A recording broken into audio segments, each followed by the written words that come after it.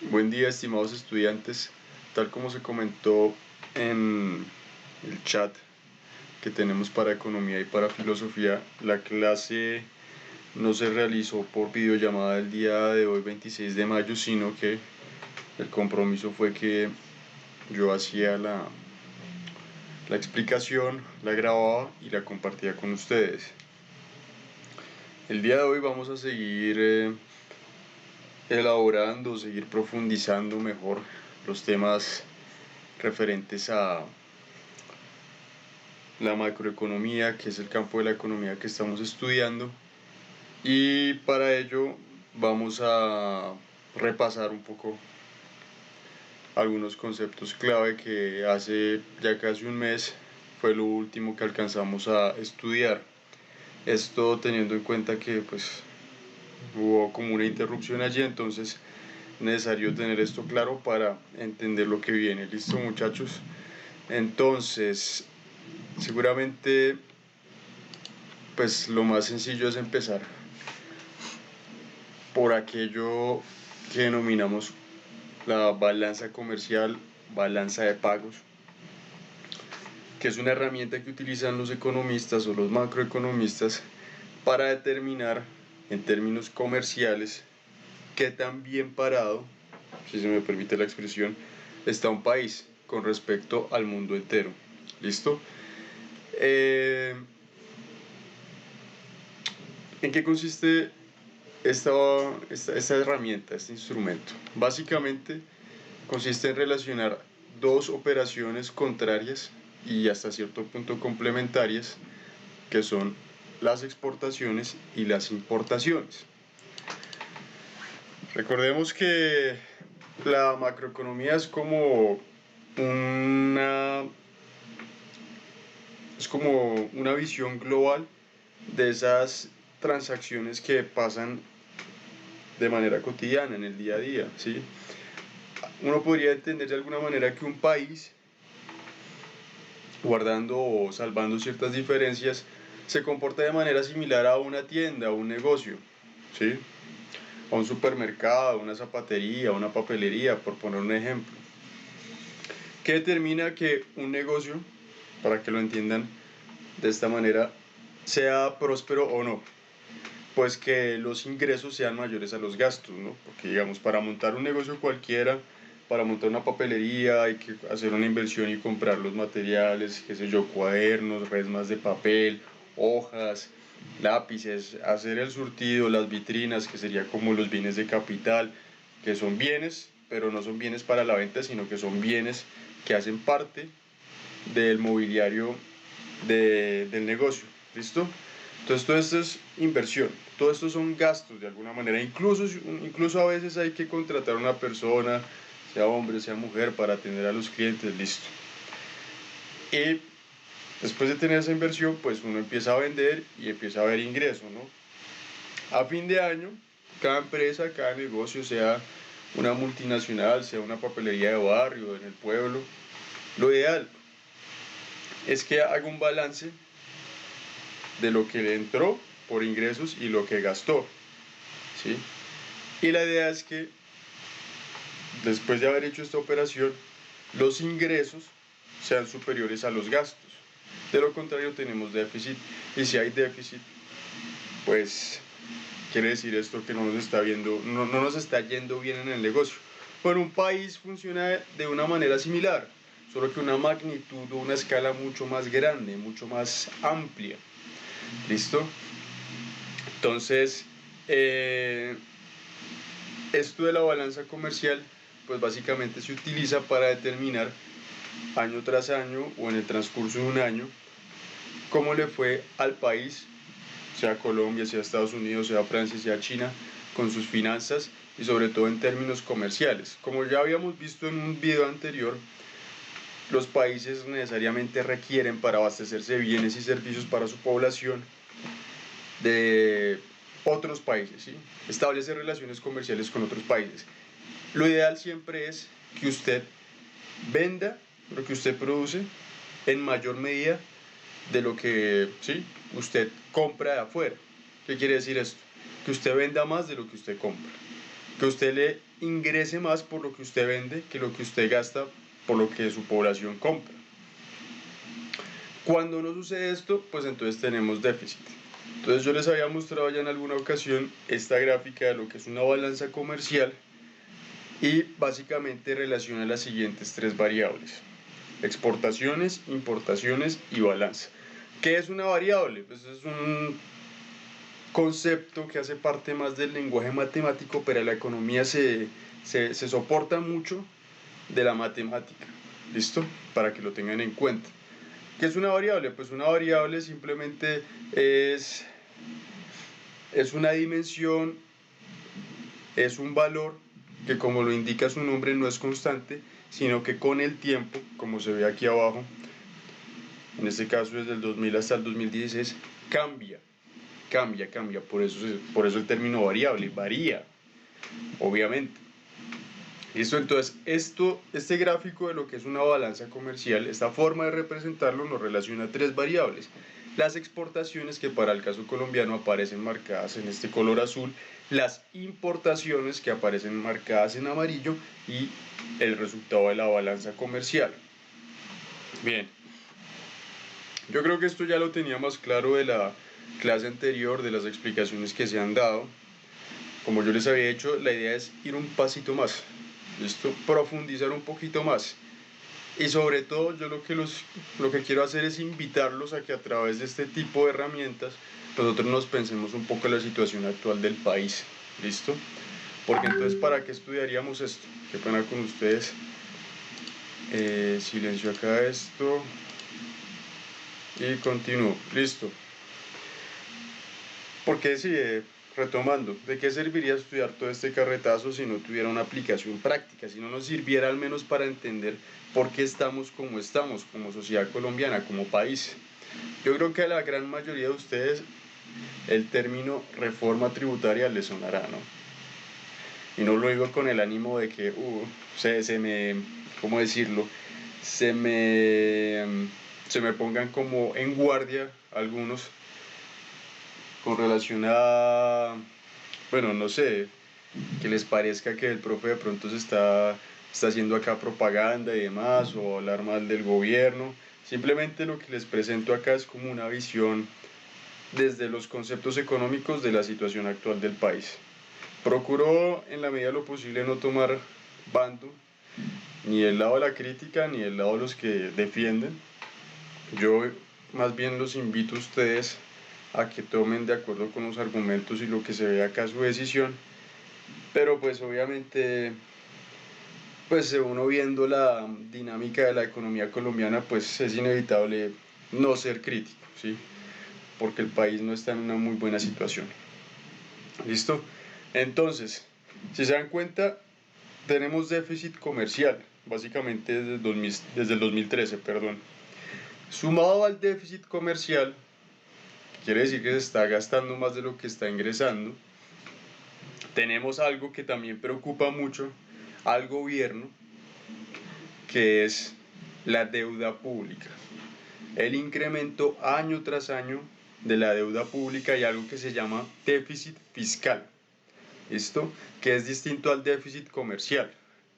Para que lo entiendan, quiero que lo vean de esta manera. Un estado o un país como Colombia tiene unos empleados que hacen parte de lo que nosotros conocemos como sector público, ¿sí? A diferencia del sector privado.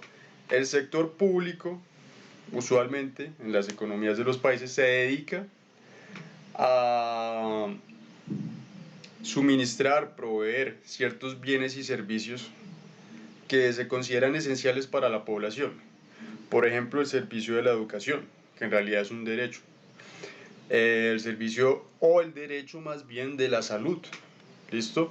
Como ustedes saben, esto no es algo gratuito, esto no es algo que se cree de la nada.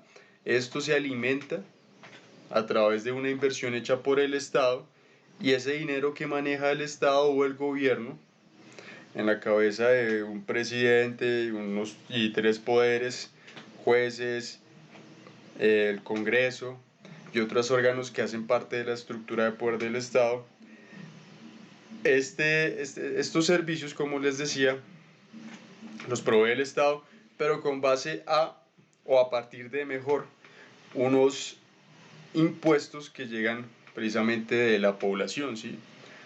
Entonces, ¿qué es lo que sucede o por qué se planteó la necesidad de hacer una reforma tributaria? Hace ya más o menos un mes, incluso esta se había tratado de proponer hace más de un año, en el 2019 ya se había intentado proponer y esa vez también hubo paro. ¿Y por qué se está tratando de proponer esto? Porque lamentablemente las finanzas del Estado, del país, de nuestro país en general, no van muy bien.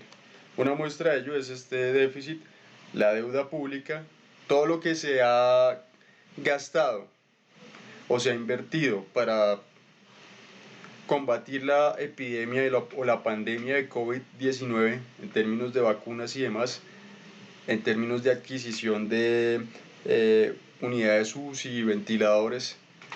De alguna manera, o buena parte de esto ha venido a través de plata que se ha prestado desde otros países a Colombia, al país en general, para poder vacunar a su población, porque somos una nación en desarrollo. Si no se quiere ser tan dramático y aceptar de entrada que somos subdesarrollados. Bueno, entonces hay déficit comercial y hay deuda pública, y esta deuda pública ha aumentado porque la pandemia del COVID nos tiene en la pitadora, como diría mi señora madre. Listo, entonces tenemos ya dos problemas. Y aparte de la deuda pública y el déficit comercial, tenemos un tercer elemento que es el déficit fiscal. ¿Qué quiere decir esto del déficit fiscal? Yo les había hablado del sector público, educación, salud, pero el sector público no es solo esto, también está, por ejemplo, el Congreso. ¿Tienen ustedes idea de la millonada que cuesta mantener a esos señores allá legislando? Algunos hacen muy bien su trabajo, otros dan mucho que desear.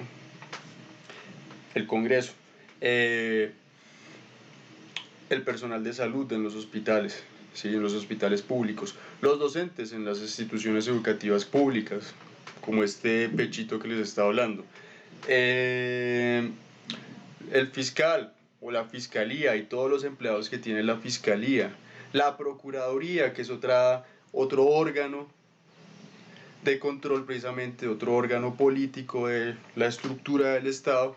Todo eso no solo implica un procurador, sino que se requiere pagar a todo un grupo de personas que trabajan para él. Pensémoslo desde este punto de vista. ¿De dónde creen ustedes que sale el dinero para el pago del personero municipal, por ejemplo, en Junín? El asesor jurídico que tiene la alcaldía, el mismo alcalde, la comisaría de familia, la Policía Nacional, el Ejército. Todo esto hace parte del sector público, de las instituciones del Estado, que todo eso tiene un costo, que también se financia en buena medida a través de impuestos, entre otras cosas. Cuando decimos que hay déficit fiscal, queremos decir que en las finanzas del Estado se está gastando mucho y se está recibiendo poco. Es decir, que es más lo que se está gastando que lo que se está recibiendo, lo que está ingresando. Fíjense que la palabra déficit siempre entonces implica una carencia, una falta de algo, en este caso falta de dinero, contante y sonante.